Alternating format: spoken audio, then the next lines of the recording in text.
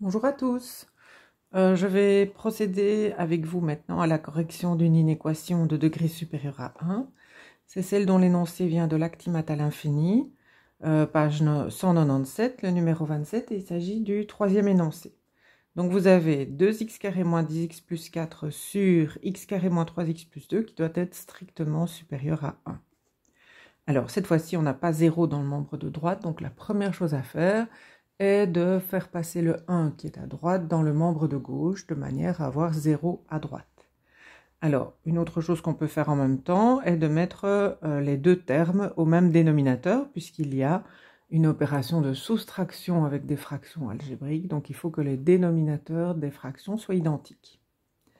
Donc j'aurai au numérateur de la fraction résultat le numérateur de la première, puisque c'est la seule fraction qui intervient, 2x carré moins 10x plus 14, moins, alors pour mettre 1 au dénominateur de l'autre fraction, il faut donc avoir au dénominateur x carré moins 3x plus 2, et donc multiplier le numérateur également par x carré moins 3x plus 2. Voilà, alors on reprend le dénominateur commun aux deux termes de la somme, donc le dénominateur du résultat.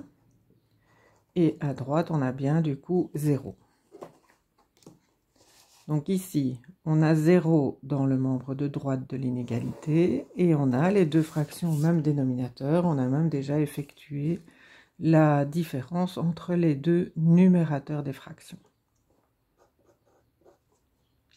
À ce moment-là, on peut effectuer l'opération qui est indiquée au numérateur pour réduire les termes semblables et avoir le polynôme le plus réduit possible pour travailler le signe.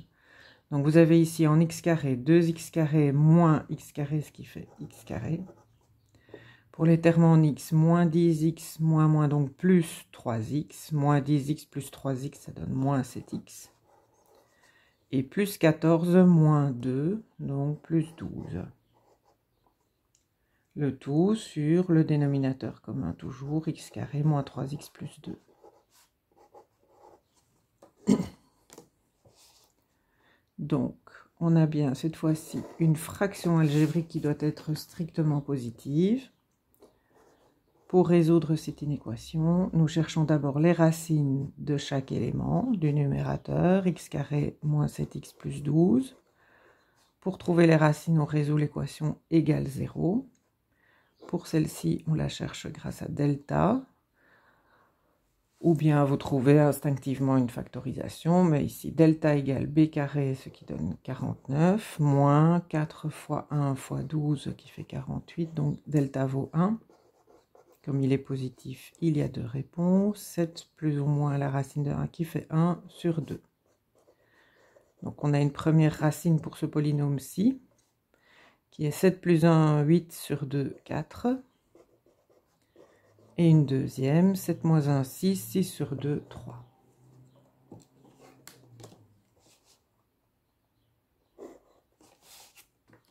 Alors, pour la recherche des racines du dénominateur, on résout l'équation x carré moins 3x plus 2 égale 0. On calcule delta, moins 3 au carré donne 9, moins 4 fois 2 qui fait 8, donc delta vaut 1. Et pour x1, x2, on prend l'opposé de b, plus ou moins la racine de delta sur 2, ce qui nous donne x1 égale 3 plus 1, 4 sur 2, 2. Et x2 égale 3 moins 1, 2 sur 2, 1. Les racines finalement sont donc 1, 2, 3, 4. Alors, puisqu'on a les racines du numérateur et du dénominateur, on peut travailler à l'étude du signe de l'ensemble de la fraction. Alors, nous allons étudier le signe du numérateur qui est un polynôme du second degré, x carré moins 7x plus 12. Le signe du dénominateur, x carré moins 3x plus 2. Et ensuite, nous effectuerons le quotient des deux en ce qui concerne le signe. Voilà. Alors, pour les racines, Il ne faut pas en oublier, il ne faut pas oublier les colonnes intermédiaires. Donc une colonne vide, puis la racine 1, une colonne vide, le 2, une colonne vide, le 3, une colonne vide, le 4 et une colonne supplémentaire.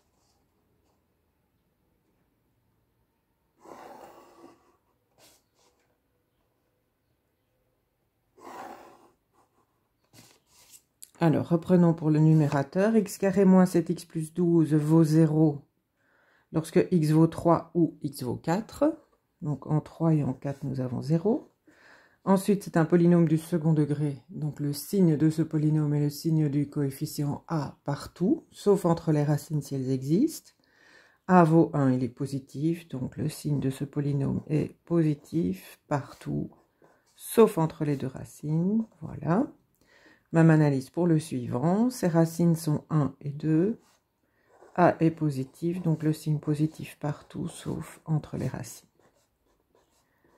Alors, pour la fraction maintenant, attention, lorsque le numérateur vaut 0, la fraction vaut 0.